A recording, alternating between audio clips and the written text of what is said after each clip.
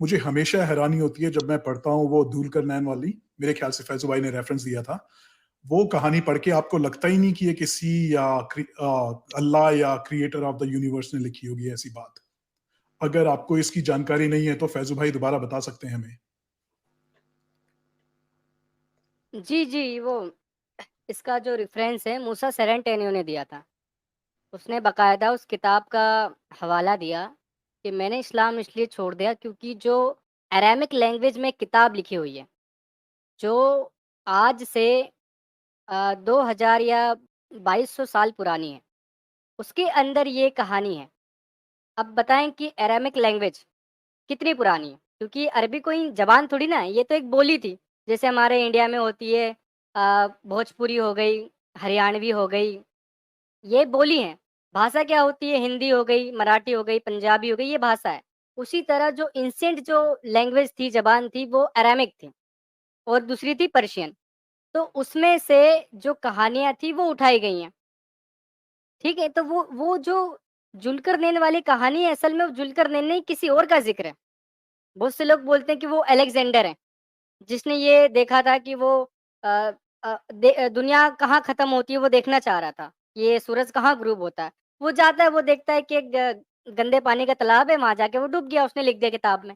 अब वो कहानी चलती, चलती, चलती वो अरब आ गई होगी, अरब में फ़ेमस होगी, लोगों का ईमान होगा। रसूल अल्लाह ने कहा, "अरे! ये तो अल्लाह का करिश्मा था, लो, कुरान की आयतें ये बना दी।" लोग तो खुद कन्फ्यूज़ होते थे कि रसूल अल्लाह कब हदीस बोल दें, कब कुरान की आयतें बोल दें। हाँ जी भाई, बाकी बस यही बोलना था। आपकी वीडियो देख के मज़ा आ जाता है और जब भी नॉन मोमी जॉइन करते हैं सीरियसली जो मोमिन वाली स्ट्रीम में बहुत अच्छा नहीं लगता हमें भी। हम भी खुद बोलते हैं तो आप कभी उस पे गुस्सा मत करना भाई। वो आपको हाँ भाई। फैन है आपके इसीलिए आपको रखते हैं। ठीक है, थैंक यू भाई। करते रहिए अपना ओके, काम। थैंक यू ऑल द आने के लिए। बेस्ट। ओके, थैंक यू आने के लिए। आशीष भाई बोलिए आप। क्या हाल है भाई, कैसे हो सब? भाई एकदम अच्छा, एकदम मजे में, बोलिए आप। मैं ना जब ये वीडियो आया था ना उसका, ये राजा सिंह वाला, तो मैंने रात को ही देख लिया था और मैंने कमेंट्स पढ़ने हाँ शुरू कर दिए थे। बिल्कुल जब शुरू-शुरू में आया था ना इसका मेन चैनल हाँ श्री हाँ राम हाँ चैनल, हाँ मैंने हाँ हाँ हाँ क्योंकि हाँ मेरा लिंक है, आई नो समथिंग, तो उस वजह से मुझे हाँ लिंक पहले मिल गया था। तो हाँ मैंने हाँ। ना मेरे दिमाग में आया कि इन्होंने जो वीडियो डाला है, नीचे कमेंट्स जब पढ़े तो सबने वही कि हम आएँगे, हम करेंगे, इसको मारेंगे, ये वो, अल्लाह इस पे सबने कहर गाली दी थी हाँ, उसको, उस सुनो पे आप सबने आपने गाली दी थी उसको मैक्सिमम। मैंने उसके रिप्लाई में ना हर किसी के कमेंट के बाद ना रिप्लाई में मैंने ये आयत डाल दी, ए ईमान वालों, उन्हें बुरा ना कहो जिनको वो अल्लाह से के सिवा पूछते हैं, अन्यथा वो भी आपके अल्लाह को बुरा ही कहेंगे, विद रेफरेंस। तो किसी का रिप्लाई नहीं आया आगे से, समझ आ गया? मतलब दे डोंट इवन नो कि जिस बंदे ने गाली दी है या बुरा बोला भी, पहली बात तो उसने गाली नहीं दी, कुछ भी नहीं बोला। उसने अगर बोला भी है तो वो किस चीज़ के लिए बोला है कि तुम उसके भगवान को गाली दे रहे हो? तो दिस आयत जो है, आई बिलीव ये मैं सही आयत बोली ना, गलत तो नहीं बोली ना मैंने ये? तो अगर ये फैजू है भाई। तो इनको ये वाली मैं आयत मैं आपको बता देता हूँ, आई थिंक नंबर भी है। अल अनम जुज 7 हिज 14 पेज 127। मैंने एडम का दिखाया था, मैंने स्क्रीनशॉट दिया था बहुत पहले। अच्छा।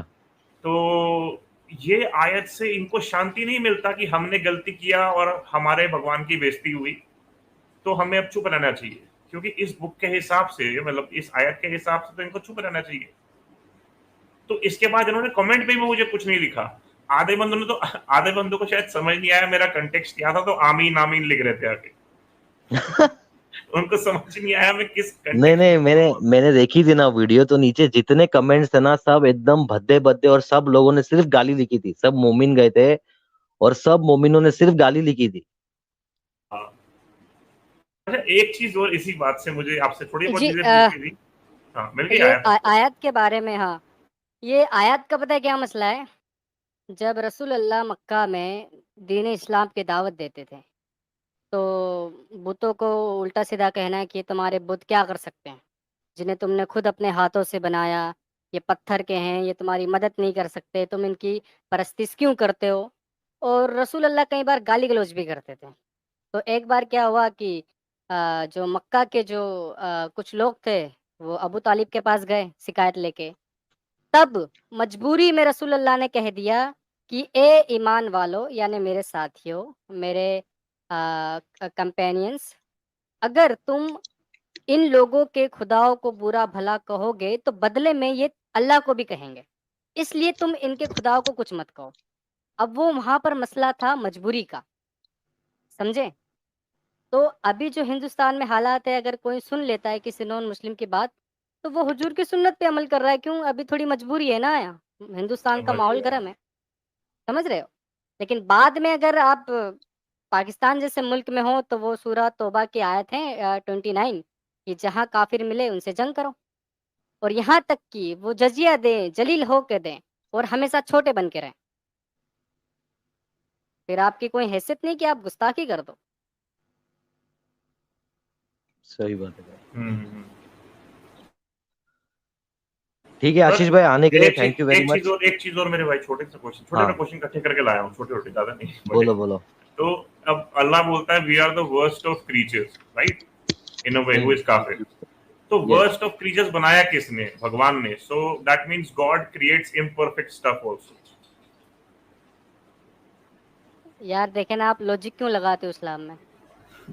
मैंने, अरे वो बोलते हैं ना दुनिया परफेक्ट बनाई है भगवान ने, पूरा टाइम, उनके भगवान ने पूरा टाइम लिया, 6 दिन लिए इसको बनाने के लिए, तो काफिरों को बनाने के लिए भी टाइम लिया होगा। तो अब वो इतने बुरे कैसे बना दिए जब he is a perfect God? Why is he creating those people who are not perfect, अगर वो नहीं, परफेक्ट एक्चुअली भगवान है? इसमें एक और अकीदा है। इसमें अकीदा ये है कि हर इंसान काफिर पैदा नहीं होता, वो पैदा मुस्लिम होता है। पता है आपको? अगर नॉन मुस्लिम हो तो एक्चुअल में आप एक्स मुस्लिम हो, क्योंकि आप पैदा तो मुसलमान हुए थे, बाद में आपने कुफ्र किया है, समझ रहे हो? हाँ तो तो ऐसा कुरान अल्लाह में ने आपको ऐसा, मुसलमान ही पैदा किया था। तो हाँ मैं तो भी ऐसा बनाऊं कुरान, चैनल, एक्स मुस्लिम चैनल बनाऊं, एक्स मुस्लिम वाला अपना चैनल। हाँ भाई फैजू भाई ये तो कुरान बोलता है ना भाई, अगर अल्लाह मुसलमान पैदा करता तो खतना करके ही भेज देता ऊपर से भाई। खतना का जिक्र ही नहीं है ना कुरान में, अल्लाह को पता नहीं है। ये तो इब्राहिम की सुन्नत है ये तो। पता चलो ऊपर गए, भगवान बोले ये क्या कर लिया तुम लोगों ने, मैं तो सही सलामत भेजा था, ये क्या करके आए हो? ऐसे फिर देखिए, अल्लाह का मूड चेंज हो सकता है वैसे। कभी भी कुरान में चेंज हो अल्लाह ताला सकता है। खुद फरमाते हैं कि हम अपनी आयतों को बदल कर और अच्छी और नई आयतें ले आते हैं। ये कभी मेरे को ऐसा लगता है कि पुराने टाइम में ना, देखो टेक्नोलॉजी नहीं था, कुछ नहीं था, तो एक फॉर एग्जांपल अगर आप एक छोटी सी मैजिक ट्रिक, आज की एक पत्ते को गायब, लाइक एक कार्ड को ना, प्लेइंग कार्ड्स को गायब करने की ट्रिक अगर मैं उस जमाने में दिखा देता तो मैं भगवान बन जाता। Do you think I have a point in this? क्योंकि कुछ भी मैजिक ट्रिक आज के जमाने की कोई कर दे वहां पे, लाइक आपने एक हाथ में सिक्का रखा है, हाथ बंद किया और खोल दिया, सिक्का गायब हो गया, लोग पागल हो जाते होंगे उस जमाने में। तो नहीं, ऐसा नहीं है। अगर आप देखें, अगर आप जादूगरों की बात करेंगे ना, तो मक्का के उस दौर में रसूल अल्लाह से बड़े बड़े जादूगर थे, ठीक है? और सिर्फ रसूल अल्लाह इकलौते नहीं थे, और भी कई सारे लोग थे जो अपने आप को नबी होने का दावा करते थे, ठीक है? जजीरा अरब में ये आम बात थी। ज़ेरू अस्सलम से लेके पूरा का पूरा अरेबियन पेनिनसुला, ये कहानियाँ चलती रहती थी। जैसे हिंदुस्तान में अवतारों की कहानी है, ऋषि मुनियों की कहानी है, वैसे अरब में ये आम बात थी कि कोई ना कोई उठ के नबी बोल देता था अपने आप को। तो मोहम्मद साहब ने भी इसी टेक्निक का इस्तेमाल किया।